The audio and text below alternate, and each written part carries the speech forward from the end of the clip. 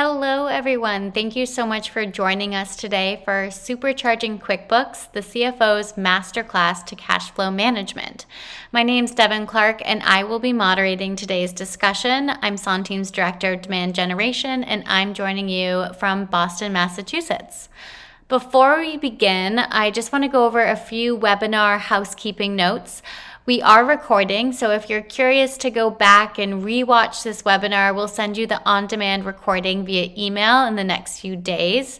Please engage with the polls. It gives our speakers an understanding of who you are and really just helps guide the conversation. If you're joining from CPA Academy, you are required to answer at least 3 polls for CPE credit. Once we launch a Zoom poll, there will be a pop-up on your Zoom screen where you can select your answer and submit your poll response. And lastly, we are on Q&A, so we encourage you to submit any questions that you have for our speakers today through this Q&A feature on Zoom. We do have a packed session for you today, so we'll try our best to answer on chat within the Q&A feature or following the webinar. So with that, I am pleased to introduce you to a great panel for today's roundtable discussion. Sergio, would you mind starting with the introductions? Hi everybody, my name is Sergio. I'm the VP of Product at Centime. I've been in the industry for about 13 years now. Prior to Centime, I've been with a large UK bank, and we started Centime in 2019 when I joined. And since then, we've been basically building a cash flow management and control solution which drives part of the discussion today. So very pleased to be here and look forward to sharing some thoughts about that very important part of a business's financial processes. Great. And Melissa? My name is Melissa Sanvictoris, and I'm the founder and CEO of MSV Financial Services.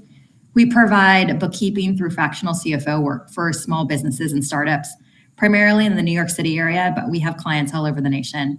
I'm here from a client or a advisor perspective from a speaker standpoint, and I look forward to continuing the conversation with you guys today about cash flow.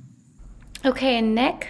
Sure. Hey, everyone. I'm Nick Ashley. I'm a senior financialist here at Abacus Insights. I started my career off working in healthcare for Athena Health on their FP&A team. I spent about 4 years after that working for an ed tech startup. Basically one of the first in-house hires there, going through all the accounting, cash flow, finance, FP&A functions. And I've been at Abacus now for about 1.5 years. Looking forward to growing and still managing cash and just working through all of our financials. So excited to be here and looking forward to this. Thank you all so much. We're really excited to have you here. So with that, I just want to let everyone know that we are going to launch our first poll question of the session. So you should see that pop up on your Zoom screen. And if for any reason you do not see it, there is a poll button at the bottom of the Zoom interface, kind of right in between that Q&A and raise a hand. So please go and enter your responses. I appreciate that. Thank you so much. To get us kicked off, what do we mean when we say cash flow management? Melissa, can you get us started with this question?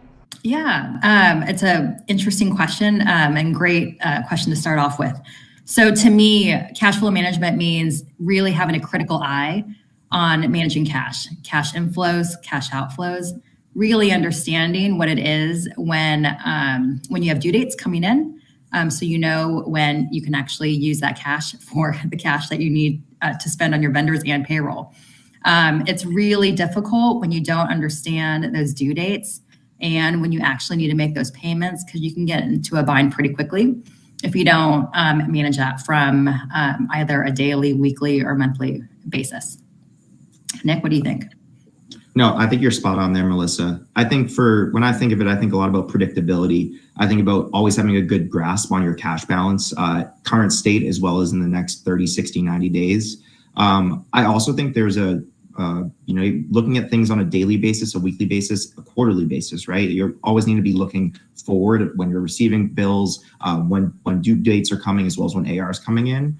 I think that it's also about not biting off more than you can chew. Really understanding as your invoices come in, you prioritize those, look at the due dates, and really just plan out that based on their payment terms, right? Maybe it's, something's net 30 or net 15, you can play around with that. But I also think it's really about improving metrics, looking at DSO, looking at DPO, really just understanding the ins and outs, and that will help you predict your cash flow even more in the future, which will just allow you to have a more firm and a more confident standpoint of knowing your ins and outs there.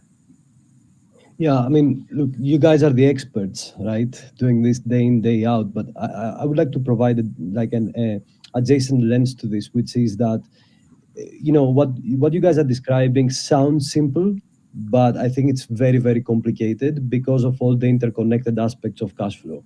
I mean, you talked about timings, daily, weekly, monthly. You talked about AP, you talked about AR, you talked about payroll, you talked about how things, connect to each other.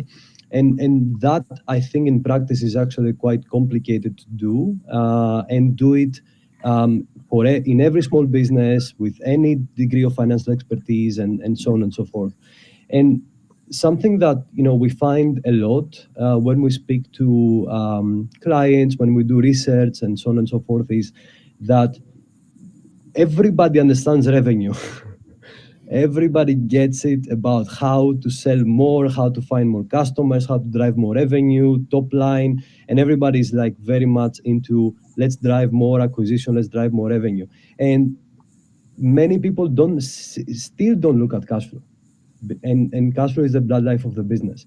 And what, from a technology provider point of view, what we notice is that businesses are very much focused on technology that helps manage revenue, CRMs, e-commerce platforms, advertising platforms. Everybody's an expert, right, on LinkedIn, LinkedIn ads, and so on and so forth, and Sales Navigator. But then when they ask when you ask some, I guess, Melissa, when you ask some of your clients, what's your cash runway? Does anybody have an answer to that? And I think that's yeah. Tell me. Well, you're right. They all look to me to answer that question. And in all reality, I feel like that's too late. When they ask me, they need to have those tools ahead of time to really make a decision. Because I think that's the critical part. But I agree with you. Happens all the time. Yeah. Yeah. So I mean, my 2 cents, our perspective is that cash flow many times and cash flow management is an afterthought. It comes up retrospectively. It comes up when there is a cash crunch happening, but it's not something which is like an ongoing proactive activity. It's not something that happens really in a standardized process, bringing all those interconnected parts together. So I think that's kind of our definition of cash flow management is bringing all those pieces together, but also being very proactive and not waiting until there is a problem that you need to fix. Totally agree. Thank you so much, everyone. I am going to interrupt very briefly and just announce the second poll has launched. This is just to have a better sense of the people that are on our call today and the type of businesses, whether you guys are small, medium, large. So please answer this question. We will keep this up until we start the next poll question. So take your time and please enter into the Q&A feature if you're having any troubles with the poll. The next question is, what are the main challenges in managing cash flow in a small and medium business? And how does your business address them? Nick, can you start us off? Sure. So it's got kind of what I was talking about before about managing money as soon as you basically get it in when you go through a raise. You want to invest it, but you want to invest it properly in the right way. And you also want to understand the implications of when you're investing in it, whether it's hiring folks or to vendors, whatever that might be. You want to make sure that you're understanding when things are paid, if it's going to be a 6, 12, multi-year commitment, because that also ties things up, because you might make an initial investment, but if it's a 3-year term, that's going to actually be multiplied by 3. So you kind of have to play all of those pieces in.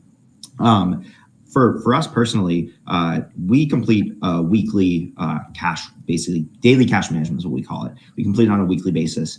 And it's something that's really important because what we want to do is we want to see what are the ins and outs of our business on a daily basis, but we also want to be able to raise it up to leadership. We want to be able to talk with folks and make sure that everyone involved is understanding how the cash is flowing through. It's important, and obviously for folks in finance to understand it, but it's also really important for the business to understand it because they need to be able to make decisions, whether you're going to make future investments, hiring folks, whatever that is, there's always a cash implication there.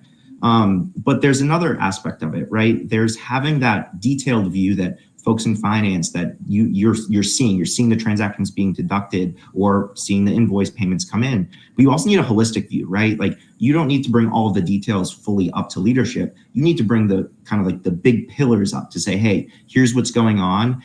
We want to make this investment. These are the implications. Or we can now move forward with something else along those lines, a different investment. I think that's all super, super important there. But I also think that depending on your business and your industry, your collections as well as your payables could be very lumpy. You could have businesses that have full upfront annual fees, so you're getting a lot of cash in once, twice, 3 times a year, or you might have other businesses where they're getting monthly invoices paid. So really it's also understanding how your cash is coming in and then pairing that with when your payables are going out. So yeah, that's my piece there. Great. Melissa, can you add on to that a little bit? Yeah, well, Nick made some great points there, but at least from an operational standpoint, the challenges that I see from a cash flow perspective is really communication between departments. So many stakeholders are making decisions on their own and not necessarily on their own, but in their own silo, negotiating contracts, their term dates of when, term payments are due. On the AR side, the sales team may be negotiating different longer lead times for cash, for client payments to come in. All of those components rarely sometimes get up to finance until it's too late. And so to bridge the gap between the operational team and finance has always been a challenge, especially when businesses are moving so quickly. I mean, if those on the call are on startups, I feel like decisions are pivoted are being made daily every second, and then they change, rapidly pretty quickly, and you don't know how to manage that without having the sorts of communications in line, or at least a better understanding, right, of what's happening across the board, across your business. So that's been a huge challenge. And then how I try to address it is really, again, communication, making sure that we're getting real-time data, or try to, and asking the right questions, so that we're coming up with the right decisions for our cash flow management, whoever's involved. Yeah, I think Melissa, you mentioned the point about like all the different departments or that are involved in the cash flow management process. I think it goes back to the interconnected part of the interconnected elements that make basically cash flow. So Nick, you talked about payments coming in from customers being lumpy, not being able to understand, at least predict when these are going to come in, basing decisions based on due dates, all of that, not assessing the impact of late payments to cash flow. That is one, big thing. And the challenge is how to do this in a scalable fashion. A business that has small business with, potentially not a dedicated receivables AR staff or a collections person, being able to do all of those things and at scale and every day, even for 30, 40, 50 invoices a month, it can be a very cumbersome process, and people don't do it.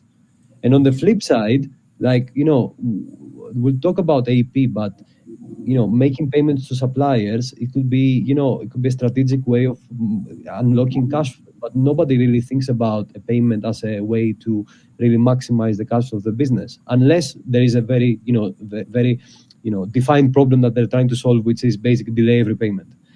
And another angle which might not have been very much a reality in the last couple of years with PPP, but it is a reality, is that businesses that don't plan their cash or don't look at their cash flows regularly, they might end up turning into very expensive sources of credit because they're trying to plug in gaps that they would have anticipated otherwise.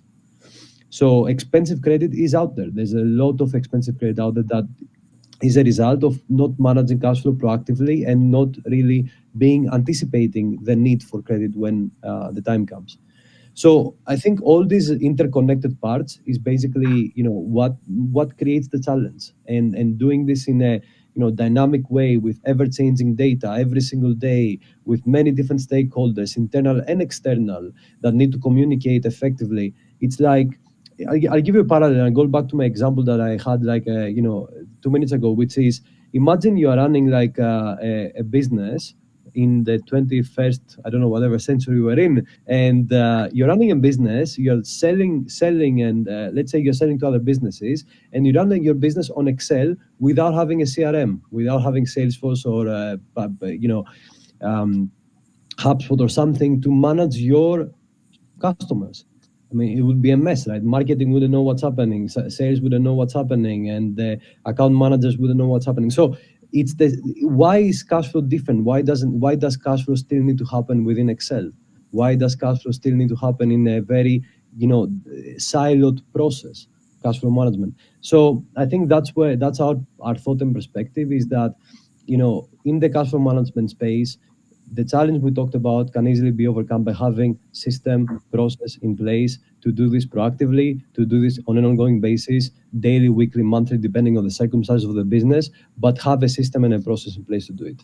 And do that in a very much integrated fashion with your existing technology stack. And I think that's where we talk about QuickBooks, we talk about the existing financial source of truth of the business, being able to complement that with a purpose-built way to manage cash flow is what we feel and hope that is the answer about this this problem around cash flow that will keep coming up.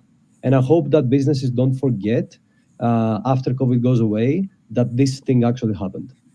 Totally. And one thing just that I'll add there, Sergio, is like when you think of things, a lot of smaller companies that, right, like in startups and maybe pre-Series C companies, you're wearing so many hats, right? You're in the business, but you're doing so many different things that if you are not actively if you don't have a system in place like a Centime or something along those lines, right? Like it's all manual, and that can take, depending on the amount of ins and outs of your cash on a daily or weekly basis, that could take hours, right? But to be able to, so then it's extracting the data, it's analyzing the data, and then it's producing the data. So there's kind of 3 steps. Whereas a system that's linked to things, that's linked to your bank, that's linked to your GL, that has all this right in place, it's going to auto populate and just kind of give you a nice view of what's going on, help you forecast out maybe monthly or quarterly recurring payments that just allows you to truly understand your cash balance without being like, I forgot to add in 3 weeks, hard code in a number that I think a bill's going to be, right? And that's where you can be off there. But that's where I think Centime is just like a great product for that. Thanks, Nick. We appreciate that. So another poll announcement. We have just launched the 3rd poll for this webinar. So please take your time to answer that. And just like the others, we will leave this poll up until the next poll question. So thank you so much. And while everyone's answering that poll question, let's dive into the next question that we have. So what is the biggest mistake you've made or you've seen a business make around cash flow management? Nick, do you want to take the lead for this one? For sure. So a lot of things that we've kind of been talking about through here is making sure that you're focusing on your burn right off the bat.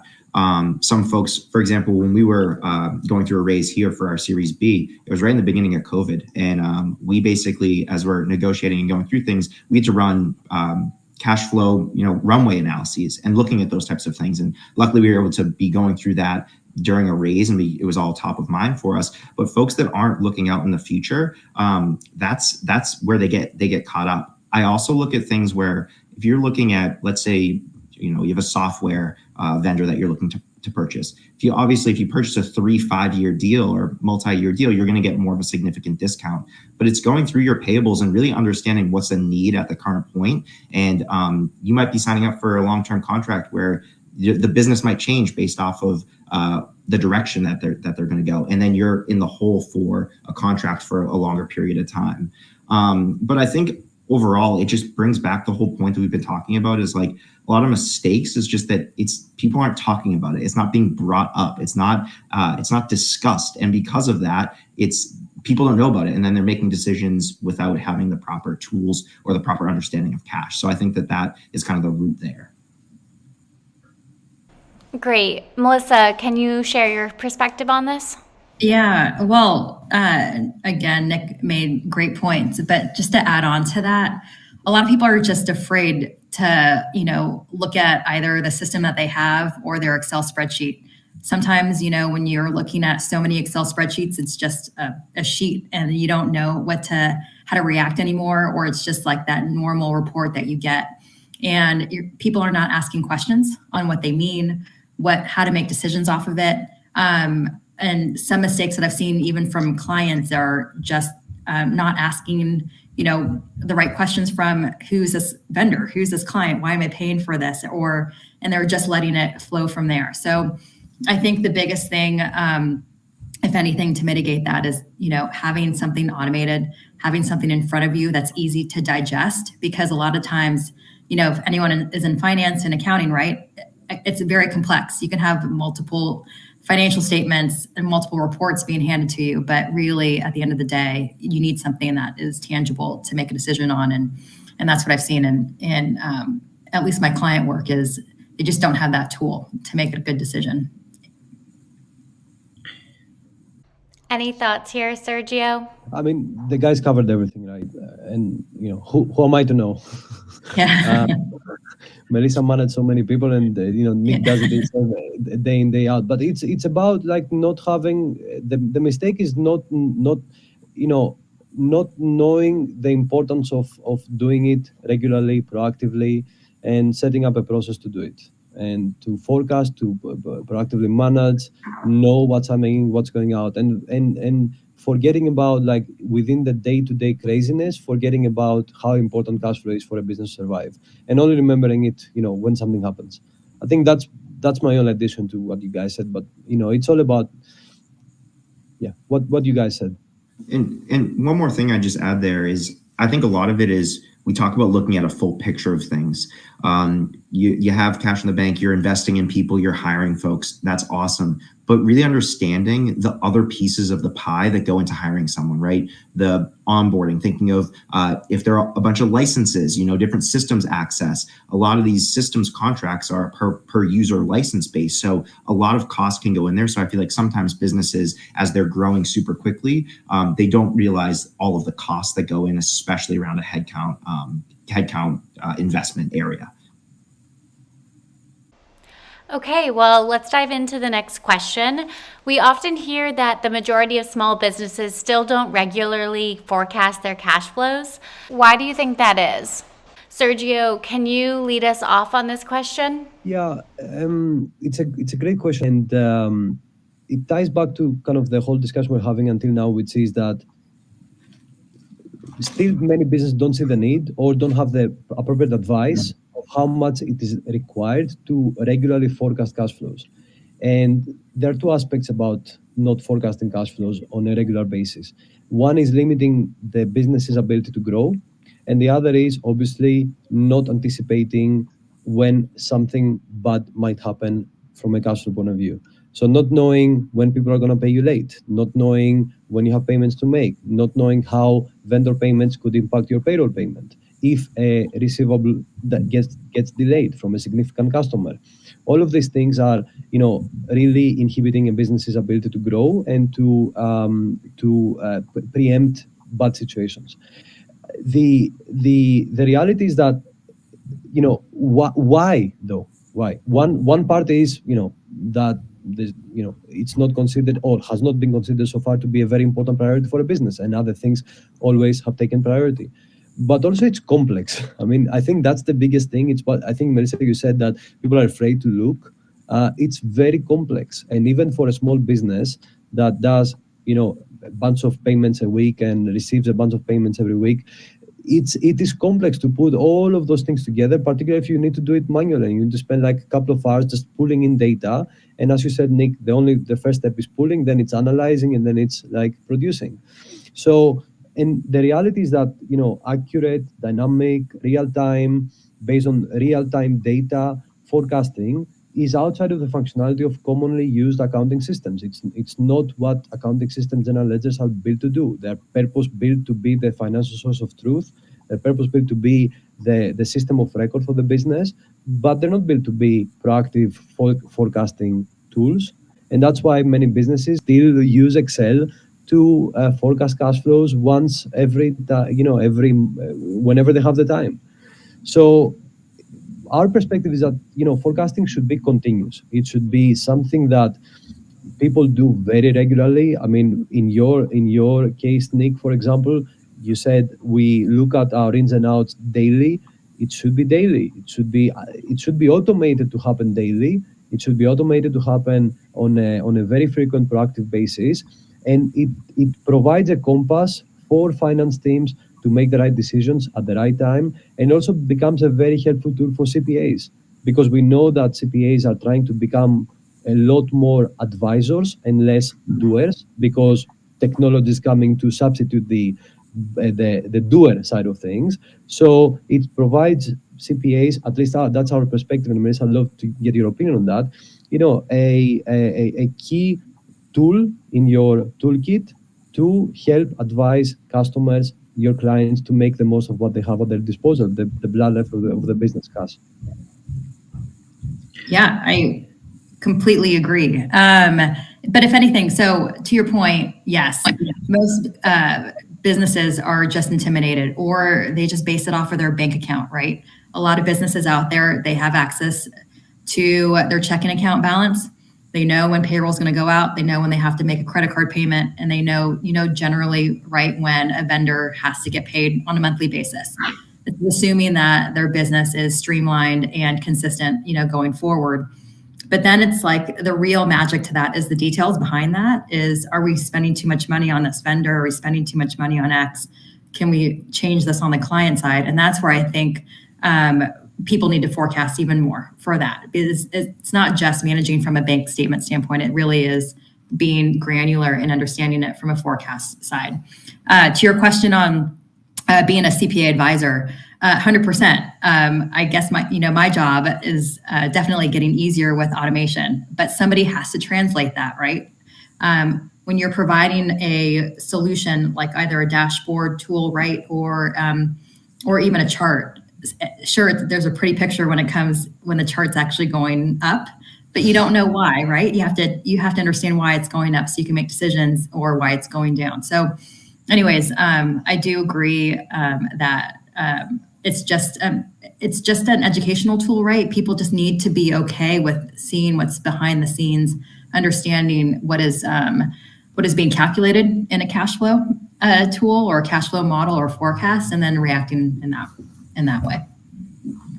Yeah, and I totally agree with you both on that. And Melissa, to your point, I think of, when in my role, right, when I'm looking at the stuff and I'm looking at cash, or I'm looking at any of these things, I know the details, but I need to know the details for my role. But rolling them up to leadership, they need to know what's going on from a high level perspective, but they don't need to know every single in and out. So it's very important to have a system, or to be able to use something that either sits within your ERP or something along those lines that you can drill into, that you can easily and quickly get access to, and then look at it. Okay, let's drill in. We want to see, the receivables or the payables here. What are they? That makes sense. It was X, Y, and Z. I think when thinking of the question that we were chatting about here, I think a lot of people just don't understand that they actually have control over the cash flow. Like there's a lot of, you can from a receivables perspective, you can do collections and reach out and make sure that you get paid on time. But from a payables perspective, you can really look and say, all right, like we know it's net 60 terms, right? Or during contracting, you can work through terms of like, all right, our payables will be net 30 or net 45. And all of that really, really plays a part in cash flow management, because you're able to say, if you're using consultants and they bill in arrears, right, you're basically getting the service for 30 days. And then if you have net 60 terms on top of that, you're getting another 60 days until you have to make that payment, which can allow you the flexibility to play around with cash. But the other piece too is a lot of times it's always, and we were touching on this earlier, a lot of times when you're looking at cash, you're looking at it at the end of the month when you're closing the books and you're going through the details, right? You're not necessarily looking at those details weekly or on any other more frequent basis. And by that time, some of the stuff is already in motion. You can't really make any adjustments. You can't really course correct. And I think that if you were doing something or you had a system or something along those lines that you had access to quicker and more frequently, you could really course correct a lot of things ahead of time and really kind of pave that path yourselves opposed to having that path paved for you. Yeah, and I think the key for me and for us here is leveraging technology, and technology has made significant advancements, as you know. And we hear about this, fancy ML, machine learning, kind of, and artificial intelligence and all this fancy stuff. But the reality is that being able to, at scale, look at historical trends and predict the future, which is what machine learning does, is a very interesting or important or advancement of technology to help do forecasting at scale of cash flows.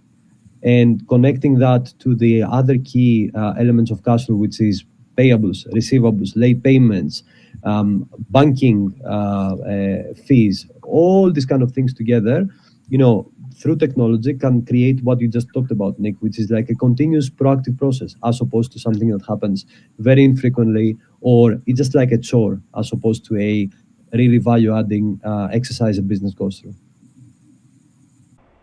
Thank you. So the next question is, what is your perspective on cash flow forecasting and how important it is for a business to watch?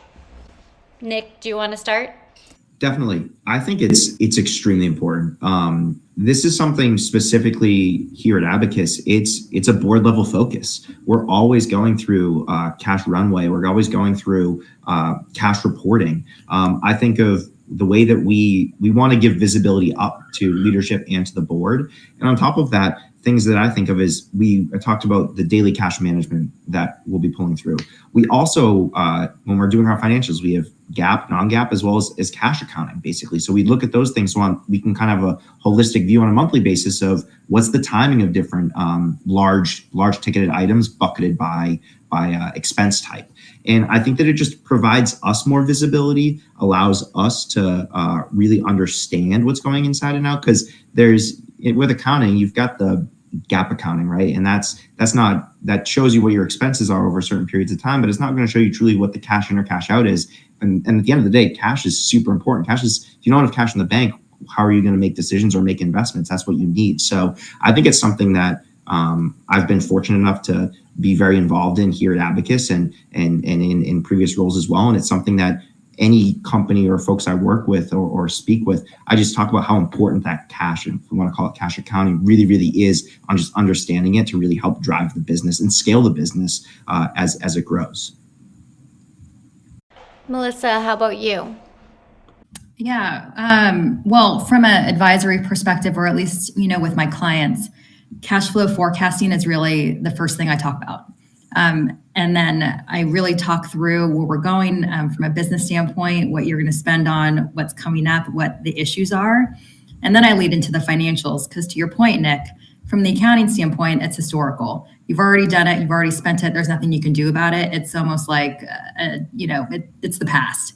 It's really making the difference on the changes, going forward. And if anything, that's the first thing people say. I mean, we've kind of beat a dead horse here is, what's my burn? What can I spend on the next day? Where can I pivot? Where can I save money? But it's super important. And so it's always part of my, honestly, daily, weekly, monthly reporting packages when it comes to my clients. Yeah, I mean, we've talked. I think we've talked about cash flow forecasting quite a bit. We passionately believe it's very, very important, and that's why we do what we do. And we think that we strongly believe that every single business should have a grip on forecasting cash flows on a regular basis, based on a systematic process and tools that help them do this in an easy, automated, and very transparent way. So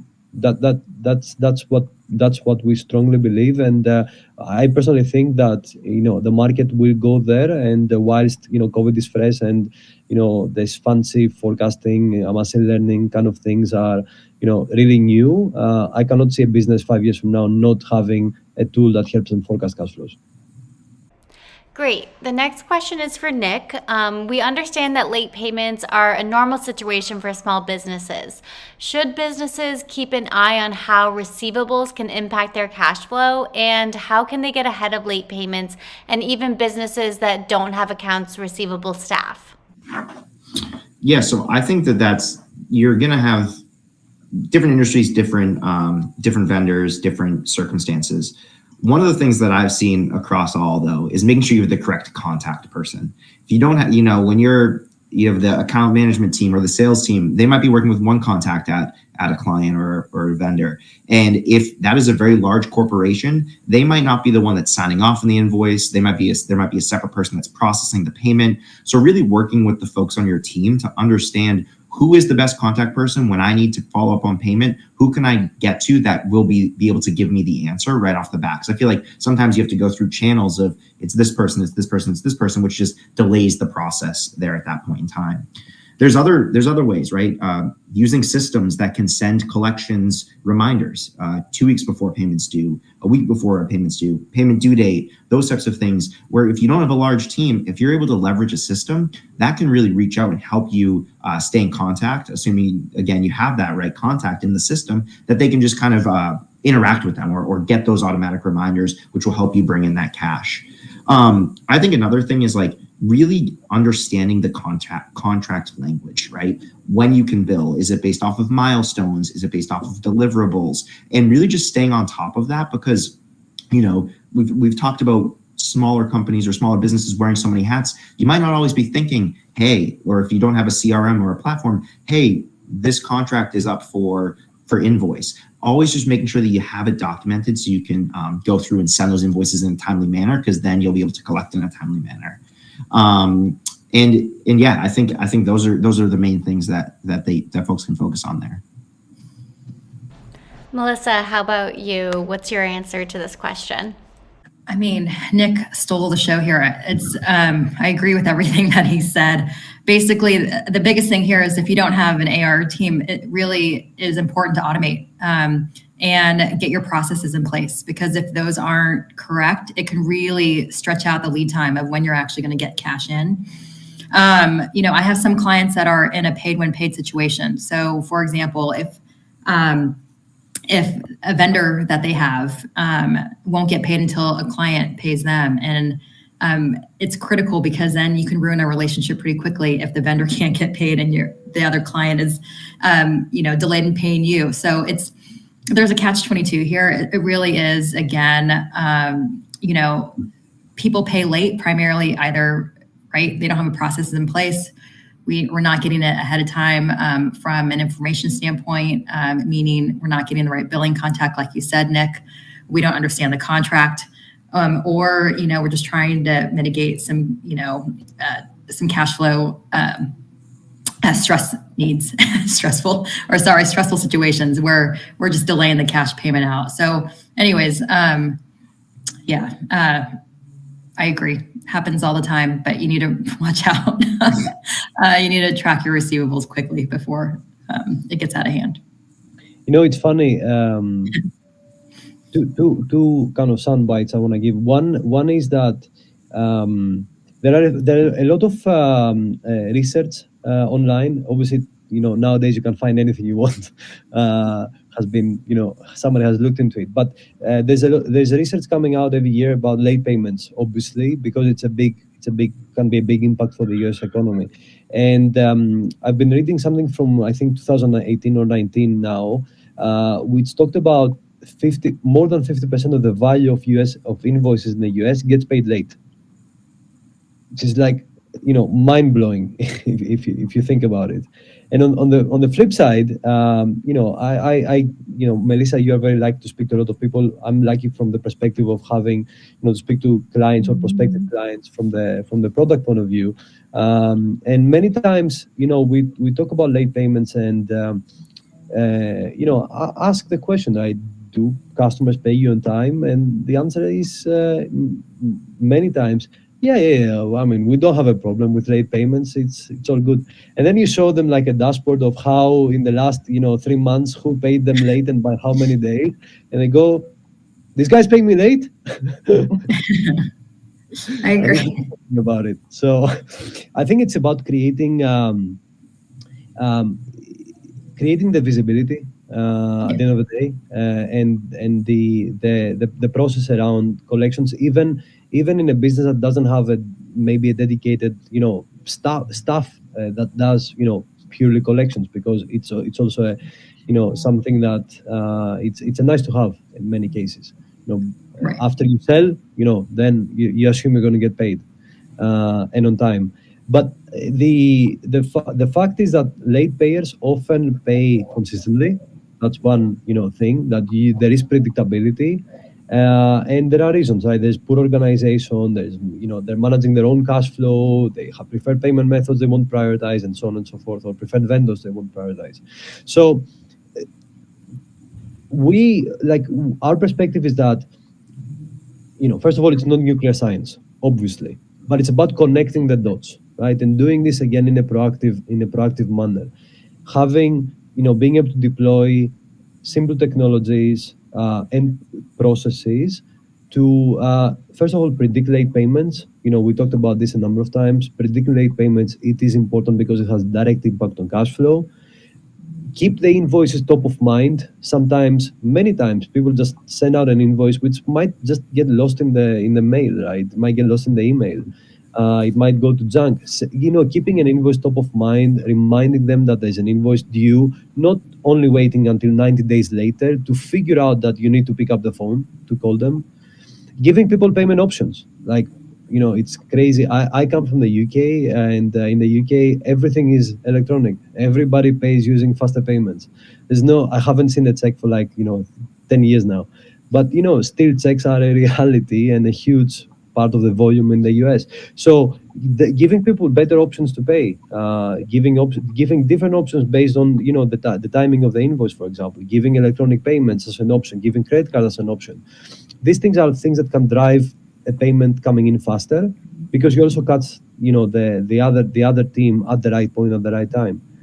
So the way I imagine it, and I come back again to the parallel around the CRM, having like a CRM now in the collections, in the AR space, that can help you really smoothen that journey, that workflow, right? From sending out an invoice to predicting a payment when it's going to be late, understanding the impact on cash flow, reminding people about when it's going to get about the payment being due or overdue, and changing your tone and voice depending on how late it is, and then having the proper communication channel, right? Because at the end of the day, sometimes you need to get other people involved. You need to get the sales guy involved. You need to get the CFO, the CEO, the owner involved in this process.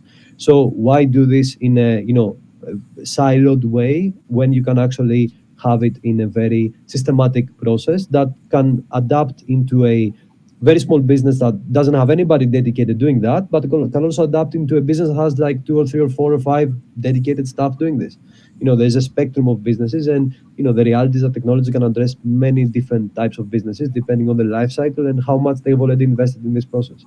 So I think it's about, it's about bringing technology in smartly to complement, create the visibility into the teams, into the people, and creating that connecting all the dots around late payments. And at the end of the day, you know what? Like, nobody can promise that late payments will cease to exist, but at least have a handle over them. Like, look at have the visibility, understand the potential impact, and establish as much as possible the processes to drive better payment cadence from customers.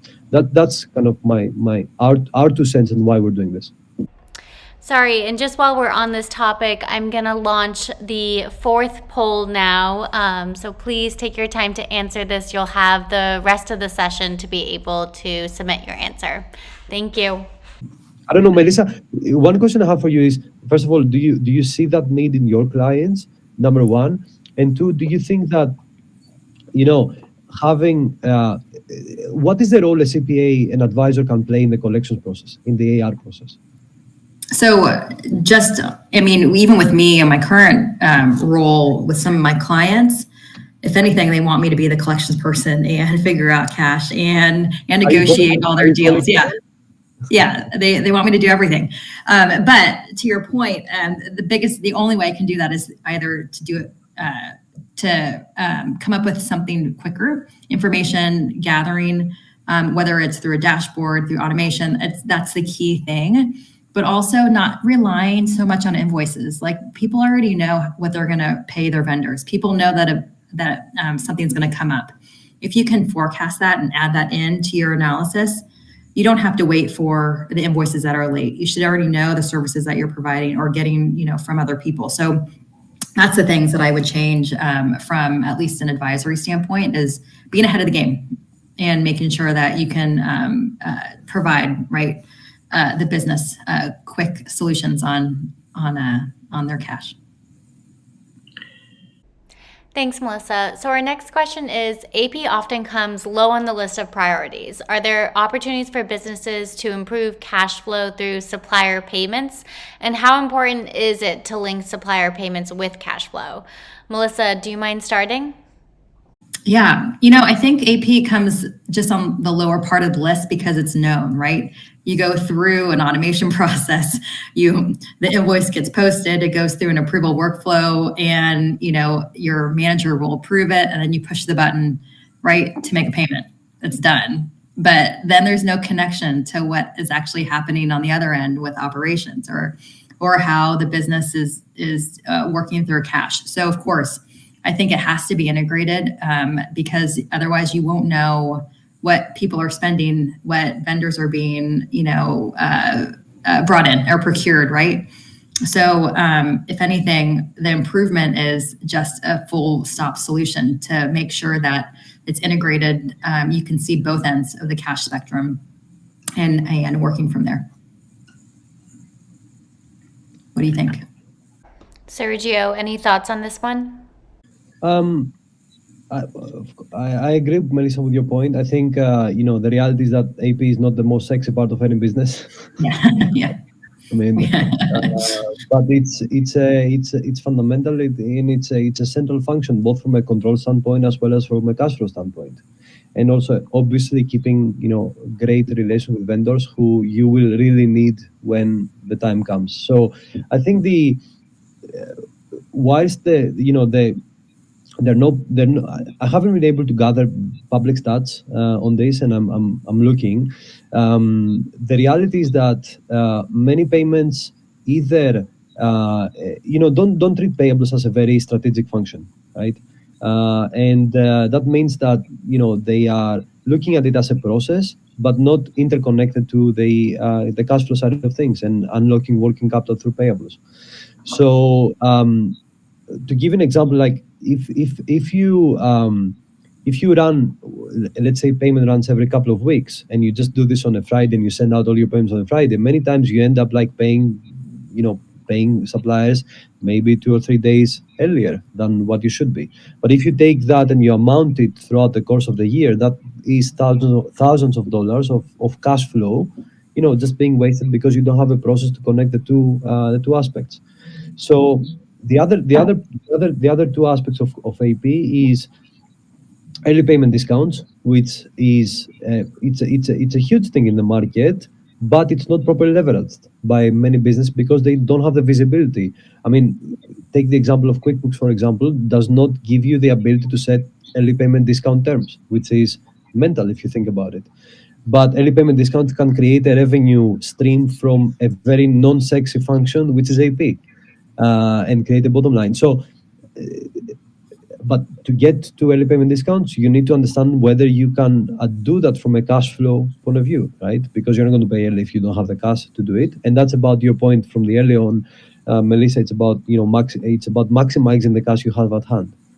And also another interesting aspect around AP is how still obviously how check payments are used, but let's not open that Pandora's box. But how credit cards are not really used within the B2B, the AP process for B2B payments. And credit cards are such a great way to unlock working capital. I mean, you pay by credit card, you have to pay back in 30, 40, 50 days if it's a proper credit card. So that creates float. And also, it can also mitigate the impact or the effect of late payments, because when you pay on a credit card, even if it costs something your supplier, it is because you need to do that, right? So you will make the payment, your supplier will get the money, but you won't pay, and you won't pay them 20, 30, 40 days later. So credit cards, it's like still very early stage, but it's a key tool within the AP process, and it's at the end of the day free working capital for the payer. So I think all these parts means that, for me, it means that AP could definitely benefit from being considered as a more strategic function as opposed to just a process which you described, Melissa, which is you get a bill in, you approve the bill, you send the bill, you schedule the bill for your next payment run, you get the approval, you send it out by check. There's a lot more there that can be leveraged. We think, and an aha moment we get many times, and Melissa, we discussed this a few days ago, is when you actually connect AP and cash flow, and when you are able to create a payment run, schedule payments on different payment methods, on different timings, and see the impact on cash flow live. That's the aha moment we get with many of our clients. Do you think it's important to kind of have these two silos break and be more interconnected? Yeah, absolutely. I think that's the whole point, is making sure that not only are you using just your accounting system, right, to provide the numbers for you, but really plugging and playing and making sure that you're telling a full picture through cash flow connection, right? And it's really just looping in AR, AP, definitely credit cards. Credit cards is a way that a lot of businesses are moving towards. And so that's usually just one bulk payment sometimes, but you don't know it's actually happening, right, in the details. So it's important to bridge all those components together. Totally. I think the only thing that I'll add there just is, I think a lot of times when folks are going through AP, they might not be looking at their actual cash balance. They're just looking at due dates, what things are overdue or not, and going from there, opposed to being strategic, right? If things are all in a holistic view, you can say, hey, let's propose this AP run because we'll have this ending cash balance, because we know these receivables, which are usually paid late, are going to be coming up on due here. So I think that all of that pulled together is just a great way to understand and look at the AP cycle, opposed to just looking at it as a segregated section of the business. 100%. Agreed, Nick. And you talked about AR as well, right? Which comes into the picture because you look at AR, you look at AP, you look at the resulting, and then you make those decisions. 100% agree with you. Right. And I think to your point, though, the whole part of having a system that can do that, because if on their own, they're all separate, and you need to really be looking in 3 different places, 3 different reports, potentially different systems. But if you can have one system that pulls all the data in, it can really, really be super powerful, and it can allow you to make a lot of those decisions and be able to look at one screen, drill in and get the details, opposed to being like this Excel, that Excel, this month, that month, all these different things. So I think what we also wanted to talk about a bit is, we did touch on QuickBooks and the general ledger throughout the discussion a few times, but obviously what is your perspective about the whole ecosystem around QuickBooks and how you can basically, as the webinar says, supercharge QuickBooks to get better results from a cash flow management standpoint? What's your perspective, Melissa? No, a great question. QuickBooks, to me, even from an accounting standpoint, is just a processing tool, right? That spits out a good financial statement, a good AR aging, a good AP aging. It doesn't necessarily give me the full picture in a nice dashboard to give me, again, the cash flow forecasting tools that we need. So I leverage off of different apps to make sure that I can get what I need from a different industry perspective, a different management perspective, because people think differently, right? A lot of people want visuals, or a lot of people just want true data. So you have to find the right tool to make the right decision for your business. And so not only do I use QuickBooks as the ecosystem, but something has to connect to it to really give you the full picture, to run your business in an optimal way. Yeah. I mean, no, please, Nick. No, I was just going to say, I completely agree there. I think it's QuickBooks and can be kind of the foundation and give you the static data, and it can give you some good reports, but the ability to just have plugins, have other applications that can pull the data together and help you look at it from that holistic view is just super important, but that's the nice flexibility of having QuickBooks. Yeah. I mean, look, you said it, Melissa. QuickBooks is an amazing tool. It's an amazing business, an amazing tool. It's like the dominant general ledger in the market, and it's like really helping serving small businesses. The but it's purpose built for a very specific case, which is bookkeeping, tax, audit, reporting, etc., etc. It is the system of record for a business from a financial point of view, and what we know is that if records are not kept straight, CFOs can go to jail in public companies and in large, private companies. So it's an extremely important part of the business. But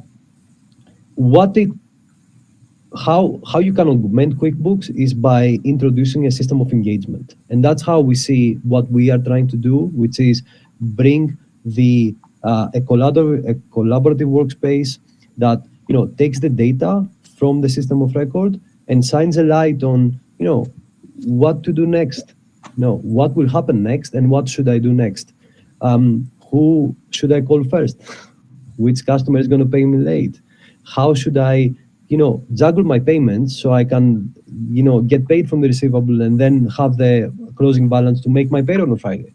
These are the kind of decisions that QuickBooks is not meant to give, and is not built to do out of the box.